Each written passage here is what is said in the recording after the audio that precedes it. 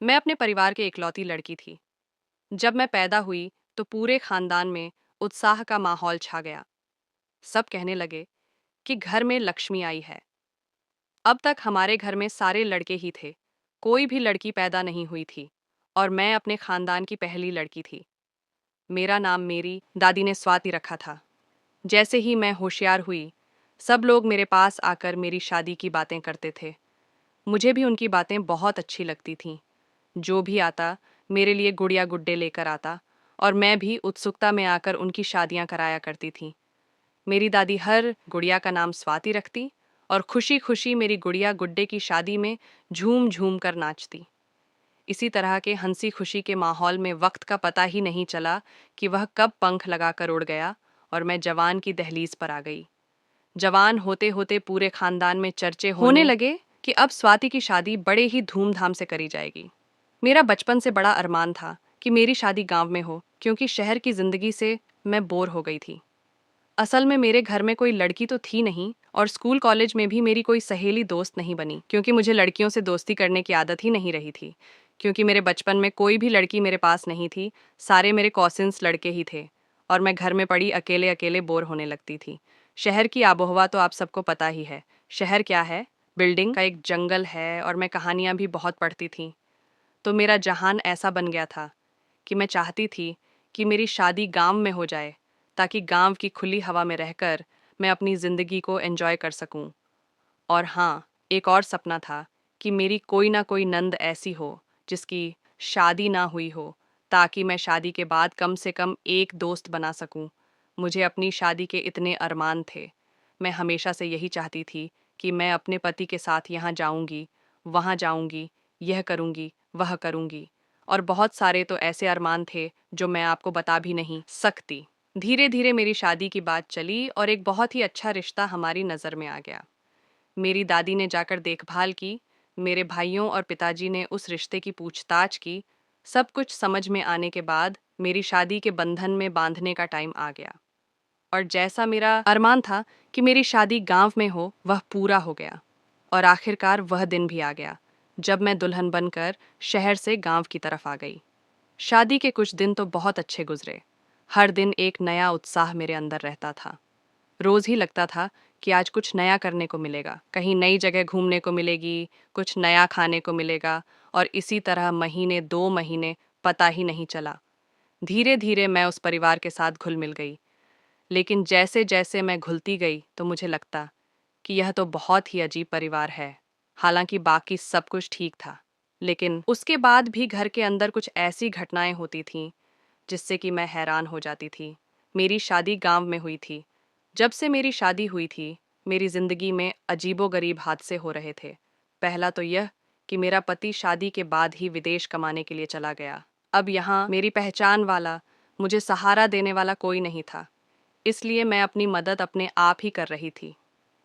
एक रात की बात है, मैं अकेली अपने कमरे में सोने की तैयारी कर रही थी कि मुझे बाहर से किसी के कदमों की आवाज़ आई।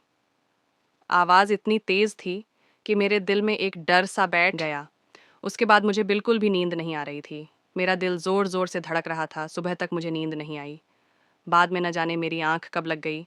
अभी मुझे सोए हुए 1 घंटा ही हुआ था कि मेरी सासू माँ ने मेरा दरवाज़ा खटखटाया और कहा, बहू, क्या अभी तक सो रही हो? उनकी आवाज़ सुनकर मैं चौंक गई, क्योंकि मुझे अभी 1 घंटा ही हुआ था सोए हुए। मैं अपनी आंखें मलती हुई बाहर आई और मेरी आंखें लाल थीं। मेरी आंखों को देखकर मेरी सासू माँ हैरान हो गई। क्या हुआ बेटी, सब ठीक तो है? मैंने रात की सारी बात सासू माँ को बताई कि रात को किसी के कदमों की आवाज़ सुनकर मैं डर गई थी। बेटी, ये घर ही इतना बड़ा है कि अच्छा भला इंसान भी डर जाए। तुम ऐसा करना, कल से अपनी नंद के कमरे में उसके साथ ही सो जाना। आखिर वह तेरी बहन जैसी ही तो है। मुझे सास की यह बात बहुत अजीब लगी, क्योंकि वह अपनी बेटी को बेटी के बदले नंद कह रही थी। इस पर मैंने उनसे कहा, ठीक है माँ जी, मैं कल से उषा दीदी के कमरे में सो जाऊंगी। फिर मैं नाश्ता बनाने लग गई। अभी तक उषा सोई हुई थी। फिर हमने उसे उठाया और हम सब ने मिलकर एक साथ नाश्ता किया। इसके बाद मेरी ननंद कॉलेज चली गई और मैं दिन भर यही सोचती रही कि रात भर किस चीज़ की आवाज़ें आ रही थीं। लेकिन मैंने इस बात का किसी से भी जिक्र नहीं किया। कि शाम हुई तो मैं यह बातें भूल गई, लेकिन सोने से पहले याद आया कि माँ जी ने मुझे उषा दीदी के कमरे में सोने के लिए कहा था। मैंने उनका दरवाज़ा खटखटाया। उसने दरवाज़ा खोला और बोली, भाभी सब ठीक तो है? मैंने कहा, माँ जी ने कहा था कि मैं तुम्हारे कमरे में सो जाऊं। उषा बोली, भाभी मैं आपको अपने कमरे में नहीं सुला सकती, क्योंकि मैं रात भर पढ़ाई करती हूँ तो लाइट सारी सारी रात जलती रहती है, इसलिए आपको नींद नहीं आएगी। उषा की बात सुनकर मैं उसका हाथ पकड़कर बोली, कोई बात नहीं दीदी, मुझे नींद आ जाएगी। मैं हर माहौल में सो जाऊंगी, क्योंकि मुझे अपने कमरे में डर लग रहा है। मैं आपको यहाँ कोई परेशानी नहीं होने दूंगी। मेरी बात सुनकर उषा ने मुंह बना लिया। ठीक है भाभी, कल से आप मेरे कमरे में सो जाना। मैंने कहा, नहीं नहीं, मैं आज से ही आपके कमरे में सो लूंगी। कल रात तो मैंने अजीब सी आवाज़ बाहर वाले आंगन से सुनी थी, इसीलिए डर की वजह से मैं अपने कमरे में नहीं सो रही हूँ। मैं वादा करती हूँ कि मैं आपको किसी भी किस्म की तकलीफ नहीं दूंगी। यह कहकर मैं अपने कमरे में चली गई ताकि अपना बिस्तर और कंबल ले आऊं। वापस आई तो उषा अपना कमरा बंद कर चुकी थी। मुझे बहुत बुरा लगा। मैं वापस अपने कमरे में आकर सो गई। रात भर वही होता रहा। अजीब सी आवाज़ मेरा दिल दहलाकर रख देती। अगले सुबह जब मैंने अपनी सास को बताया कि उषा ने मुझे अपने कमरे में सोने नहीं दिया, तो उन्होंने उषा को बहुत डांटा और कहा कि कल से अपनी भाभी को अपने साथ ही सुलाना। मुझे कोई शिकायत नहीं मिलनी चाहिए। अब उषा के पास कोई बहाना नहीं था। जैसे ही रात हुई, मैंने उनके कमरे में अपनी जगह बना ली और कंबल लेकर सो गई। रात को पता नहीं कौन सा पहर था कि उषा को प्यास लग गई।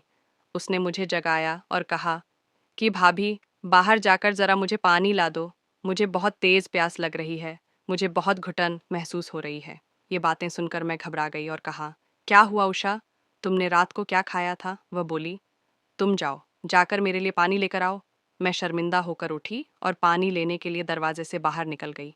मैंने देखा कि उषा मेरी तरफ गुस्से भरी नज़रों से घूर रही थी। मैं पानी लेने के लिए चली गई, पर जब मैं वापस आई तो दरवाज़ा अंदर से बंद था। मैं हैरान रह गई। उसने दरवाज़ा अंदर से लॉक कर लिया था।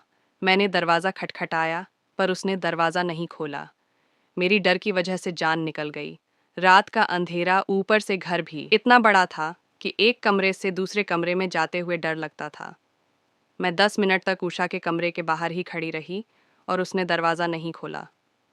मैं भागती हुई अपने कमरे की तरफ गई, पर मुझे बहुत डर लग रहा था। मैंने जैसे तैसे करके अपने कमरे की लाइट ऑन की और अच्छी तरह से इधर उधर देखा और अंदर से कुंडी लगाकर अपने बेड पर लेट गई। फिर अचानक किसी शोर से मेरी आंख खुल गई। ये बिल्कुल वैसा ही शोर था। इस शोर को सुनते ही डर की वजह से मेरी हालत खराब हो जाती। काफी रात गुजर गई और शोर भी बंद हो गया। अब मैंने राहत की सांस ली। सुबह मेरी आंख खुली, पर अब मैंने तय कर लिया था कि मैं जान कर ही रहूंगी कि वह मुझे अपने कमरे में सोने क्यों नहीं दे रही। मैंने इस बारे में अपनी सास से कोई शिकायत नहीं की, पर अब मुझे रहा नहीं गया और मैंने अपनी नंद से पूछ ही लिया। वह तो पलट कर मुझे ही सुनाने लगी, कहने लगी कि भाभी मैंने कल रात आपको पानी लेने भेजा था, पर उसके बाद न जाने आप कहाँ चली गई। मैं आपका इंतज़ार करती रही। यह बात सुनकर मैं हैरान रह गई कि लोग कितने मतलबी और झूठे होते हैं, लेकिन हम क्या कर सकते हैं। मैं आज भी रात को उषा के कमरे में सो गई। रात को फिर से वही तमाशा हुआ।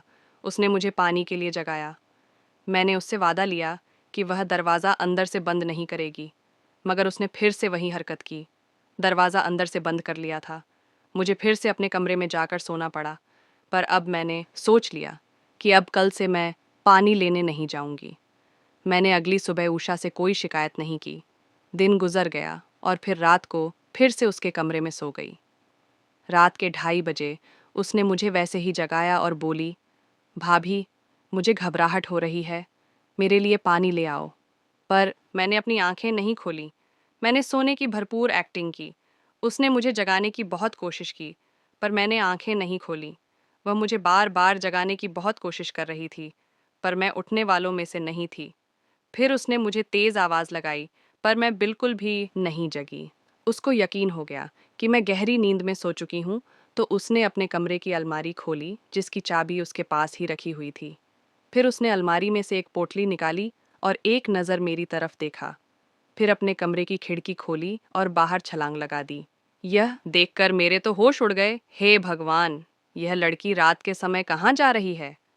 उसको घर की इज्जत का कोई तो ख्याल होना चाहिए था। एक बार तो मेरे दिल ने कहा कि मैं जाकर अपनी सासू माँ को बता दूं कि उषा आधी रात को किसी से मिलने जा रही है। फिर मैंने सोचा कि इसमें हम सब की बदनामी होगी। फिर मैंने सोचा कि पहले मैं खुद ही उषा को समझाकर देखूंगी। मैं बिस्तर पर लेटी हुई थी और खिड़की खुली हुई थी। फिर से वही आवाज़ें आईं। मैंने उठकर खिड़की भी बंद नहीं की थी। मैं बहुत डर गई थी। मैं चुपचाप लेटी रही। देखा तो उषा कमरे की खिड़की से दोबारा वापस अंदर आ रही थी। उसने खिड़की और अलमारी बंद कर दी और अलमारी की चाबी अपने पास ही रख ली। मैं तो हैरत के साथ उसकी तरफ देखती रह गई थी, लेकिन यह तो बड़ी बहादुर निकली। अब मुझे समझ आया कि उषा मुझे रात को पानी के बहाने कमरे से बाहर क्यों भेजती थी। फिर मुझे एक आइडिया आया कि अगले दिन उषा के कमरे में सोने से पहले मैं उसको सख्ती से मना कर दूंगी कि आधी रात को मुझे पानी के लिए मत जगाया करो। मेरी नींद खराब होती है, इसलिए मैं आज पहले ही जग में पानी भर कर लेकर आई और टेबल पर रख दिया। अब उसके पास कोई बहाना नहीं था कि वह मुझे रात को जगाए। रात के उस पहर वह बिस्तर से उठी और अलमारी में झांकने लगी। मैं सोने का ड्रामा कर रही थी। उसने वैसे ही किया, खिड़की खोली और बाहर छलांग लगा दी। मैं हैरानी से देख रही थी। अब मुझसे सब्र नहीं हो रहा था, इसलिए मैं भी बेड से उठी और उषा की तरह ही मैं भी खिड़की से बाहर छलांग लगा दी। खिड़की ज्यादा ऊंचाई पर नहीं थी। यह खिड़की घर के पिछवाड़े में खुलती थी। उषा तो तेज रफ्तार से चल रही थी। मैं भी उसके पीछे पीछे चल रही थी, पर मुझे बहुत डर लग रहा था। फिर मैंने सोचा कि मेरी ननंद इतनी बहादुर और दिलेर है, फिर मुझे किस बात का डर, जबकि मैं तो सच की तलाश के लिए उसके पीछे जा रही थी। थोड़ी देर बाद उषा ने पीछे मुड़कर देखा, पर भगवान का शुक्र है कि उसकी नज़र मुझ पर नहीं पड़ी। यह एक पुराना खंडहर था, शायद कोई कब्रिस्तान था, और उषा वहां अंदर चली गई और जाकर ना जाने क्यों वह जमीन पर बैठकर मिट्टी खोदने लग गई। उसे ऐसा करता देख मैं तो उल्टे पैर वापस मुड़ के घर आ गई। फिर मैंने सोचा उषा को कैसे काबू किया जाए। फिर बैठे बैठे मेरे दिमाग में एक और आइडिया आया। मैं उषा से सारी हकीकत जानना चाहती थी। घर के बाकी सारे दरवाजे बंद होते थे, इसलिए उषा के आने जाने का रास्ता वो खिड़की ही थी। मैंने उस खिड़की को अंदर से बंद कर दिया और खुद उसके पास बैठ गई। मैं उषा के आने का इंतज़ार कर रही थी। तकरीबन 1 घंटे के बाद मुझे उषा के आने की आहट हुई। मैं चौकन्नी होकर बैठ गई। उषा ने धीरे से खिड़की खोलने की कोशिश की, पर खिड़की तो अंदर से बंद थी। फिर मैंने उसको अंदर से कहा, उषा, मुझे तेरी हकीकत का अंदाज़ा हो गया है, पर जब तक तू मुझे पूरी बात नहीं बता देगी, मैं खिड़की नहीं खोलूंगी और तुम सुबह तक घर से बाहर ही रहोगी। घर वाले तुम्हारे बारे में क्या सोचेंगे, इस बात का अंदाज़ा तुम खुद ही लगा लो। मेरी बातों को सुनकर उषा गुस्से में आ गई और कहने लगी, अरे भाभी, तुम पागल तो नहीं हो? जल्दी से खिड़की खोलो और मुझे अंदर आने दो। जल्दी करो भाभी, अब खोल भी दो। उषा की जल्दबाजी बता रही थी कि वह बहुत डर गई थी। मैंने साफ साफ मना कर दिया कि जब तक तुम मुझे पूरा सच नहीं बताती, मैं खिड़की नहीं खोलूंगी। फिर वह बोली, भाभी, एक बार खिड़की खोल तो दो, मैं अंदर आकर आपको सारी बात बताती हूँ। अब वह मुझसे मिन्नतें करने लगी। फिर मैंने उसको अपनी कसम देकर खिड़की खोल दी और कहा कि सारी बात सच सच बताना। जब उषा अंदर दाखिल हुई तो मुझे गुस्से से देखने लग गई और मुझसे बोली, भाभी, भगवान से डर खाओ, मेरे ऊपर शक करोगी आप? मैं भगवान से डरती हूँ, मुझे अपने परिवार की इज्जत बहुत प्यारी है। मैं कोई गलत काम करने नहीं गई थी। यह कहते हुए उषा अलमारी की तरफ बढ़ी। जो पोटली उसके हाथ में थी, वो देखने के लिए मैंने उसके हाथों से वह पोटली छीन ली और कहा कि पहले मुझे यह सारी बात बताओ, नहीं तो मैं मांझी को सब कुछ सच सच बता दूंगी। मेरी धमकी देने से तो वह बहुत डर गई। अच्छा बैठो भाभी, मैं आपको सारी बात बताती हूँ। ये कहानी उस वक्त शुरू हुई जब मेडिकल कॉलेज में मेरा पहला दिन था। वहाँ कुछ लड़कों ने मुझे तंग करने की कोशिश की, तो मैं बहुत डर गई थी। बस यही मासूमियत जमींदार के बेटे को पसंद आ गई और वह मेरे पीछे ही पड़ गया। मैंने उससे जान छुड़ाने की बहुत कोशिश की, पर वह नहीं माना। एक दिन मैं उसे मिन्नतें करने लग गई कि वह भगवान के वास्ते मेरा पीछा छोड़ दे। मुझे अपने घर की इज्जत का बहुत ख्याल है, लेकिन वह नहीं माना और कहने लगा कि मैं पीछा छोड़ दूंगा। लेकिन इससे पहले मेरे साथ एक मुलाकात करनी होगी ताकि वह मुझे अपनी मोहब्बत का इजहार कर सके। उसने कहा, अगर मैं अच्छा नहीं लगा तो मुझे मना कर देना, फिर मैं दोबारा कभी तुम्हें परेशान नहीं करूँगा। मैं उसकी बात मान गई और उसने जहाँ बुलाया मैं वहाँ चली गई। वह काफ़ी बढ़िया होटल था जहाँ 100-200 लोग अक्सर बैठे रहते थे, इसलिए डरने वाली कोई बात नहीं थी। मैं भी बेफिक्र होकर चली गई। उसने दूसरे मंजिल पर बुलाया क्योंकि पहले फ्लोर पर बहुत ज़्यादा भीड़ थी। जब मैं ऊपर गई तो देखा कि पूरा हॉल खाली पड़ा था। मुझे डर सा महसूस हुआ। मैंने कहा कि कहाँ लेकर आए हो तुम मुझे? यहाँ तो कोई भी नहीं है। सारा हॉल ही बुक करवा लिया क्या? उसने हाँ में सर हिला दिया और शैतानी भरी मुस्कुराहट उसके चेहरे पर आ गई। वह आगे बढ़ा और मेरे साथ बदतमीजी करने लग गया तो मैंने उसके मुंह पर थप्पड़ मार दिया। वह मुझे अपनी तरफ खींचने लग गया कि अचानक एक और लड़का वहाँ फरिश्ता बनकर आया। उसने मुझे उस जमींदार के बेटे से बचाया। मैं उसकी शुक्रगुजार हूँ। जमींदार के लड़के की नीयत का पता चलने पर मेरी आंखों में आंसू आ गए। उसने मेरे साथ इतनी घटिया हरकत की। उसके बाद फिर मैं घर आ गई। 3-4 दिन बाद मुझे पता लगा कि वह दूसरा लड़का भी हमारे भी कॉलेज का था। उसको जमींदार के लड़के की हरकतों का पता था, इसलिए उसने हमारा पीछा किया था। उस लड़के का नाम अक्षय था। मैंने उससे मिलकर उसका धन्यवाद किया। मुझे अक्षय की एक बात बहुत पसंद आई कि वह बाकी लड़कों की तरह नहीं था। इसकी खबर जमींदार के बेटे जेनिल को हुई। वह बहुत ताकतवर लड़का था। उसने अक्षय को नुकसान पहुंचाना शुरू कर दिया।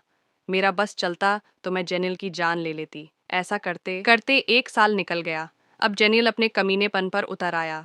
प्रोफेसर ने अक्षय को एक ऐसा काम दिया जिसको पूरा करना हमारे लिए नामुमकिन था। अब जेनिल ने अपनी चाल चली कि अक्षय फेल हो जाए।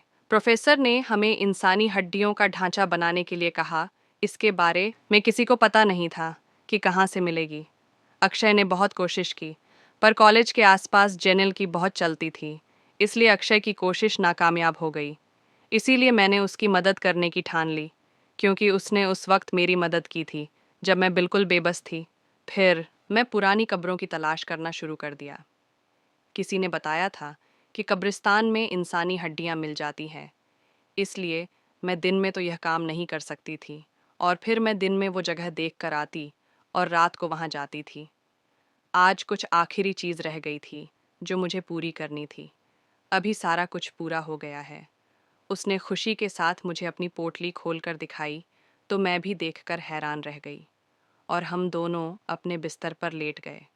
उसने मुझसे वादा लिया कि मैं यह बात किसी को नहीं बताऊं।